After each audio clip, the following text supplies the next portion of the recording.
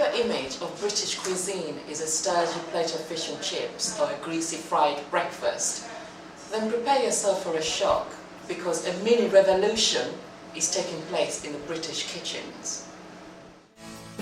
For many years, English cooking suffered from a bad reputation. It was frequently accused of being heavy and bland. Around 200 years ago, British cuisine was considered the best in the world. But by the 19th century, however, it became fashionable for the wealthy to employ French chefs, and British cooking fell into a decline. Local produce was neglected. Cooking skills curbed as convenience overtook technique, and the chips with everything mentality developed. Fast forward to the recent past, and the problem could boil down to believing that we, the British, can't cook.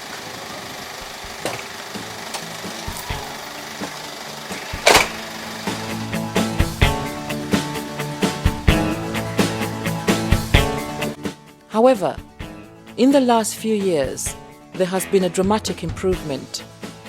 A series of high-profile, charismatic super chefs emerged and established their own highly regarded and fashionable restaurants. This inspired a wave of television cookery programs to reflect the trend. In addition, TV chefs inspired the British public by writing best-selling recipe books and producing a rich diet in British cuisine.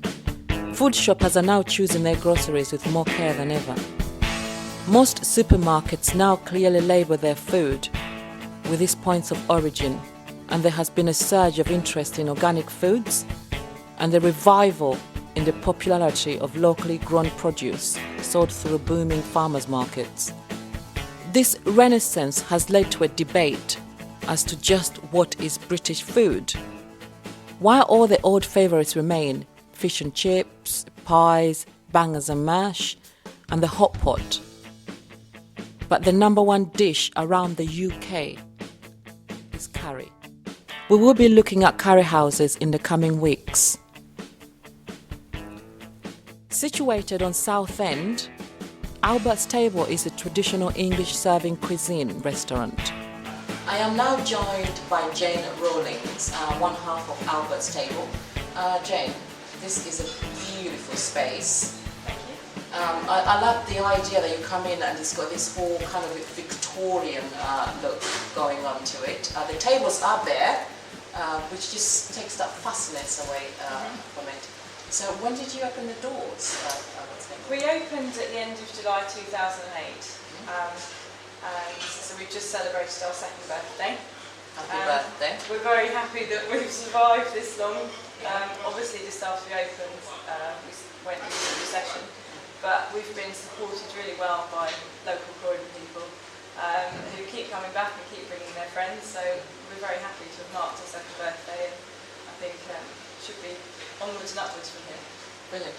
When Eddie, our camera person, when we decided to do a review on Croydon restaurants, he counted 86 restaurants in the space of a 2-mile ratio. Why, or what made you decide to do a British cuisine-based restaurant? We felt that although there are a lot of restaurants in Croydon, nobody was doing exactly what we're trying to do in this area. And I think if you ask people about British food, there is a bit of confusion. A lot of people think it's only really pub food, and we wanted to show that actually there's some fantastic British cooking, and that British ingredients are also incredibly good. We source all of our produce locally, and really we wanted to demonstrate that it is food that people enjoy cooking, and that despite having a lot of different restaurants, we can bring something very different and really add to the area in South Croydon, and hopefully help South Croydon become known for its good food. Yeah, and so you talked about produce locally. Is there anything that is imported or exported, or is everything from Britain? As much as we can, particularly with the main food groups. So our meat is generally from Kent or Surrey. Our vegetables are all very nearby. Obviously, there's a few specialist products like olive oil that we get from abroad. Yeah. But even the fish is from the south coast of England, occasionally from Scotland, but it's all very much British. And our cheeses, again, cheese is often something that people feel is really the territory of the French, but there's more varieties of cheese in England, and there's some fantastic varieties, so we're really showing the best of what we have very close to home. Yeah, the best of our British cuisine.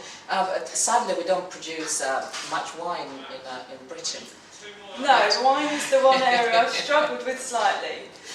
My view on things like wine is I don't want to put a wine on the wine list just because it's English. I want to put it on because it's as good as everything else and will stand up to it. And I've been in contact with suppliers from Kent actually, who produce some very, very good English wine. It's just a question of they're not quite set up to distribute the amount we might need yet. But certainly as soon as I can, I'll be adding to the wine list. What can diners expect on the menu? Because obviously I've had a quick glance at it and I didn't see any pies. I didn't see any fish and chips. I love fish and chips. And yeah, so we're high-end British cuisine. What can they expect besides the steak and chips? Well, I think one of the main things that sets our menu apart is that we are very seasonally based. So you will see what is available in Britain throughout the year at that time. So we're just moving off our summer menu into autumn, and that means it's game season.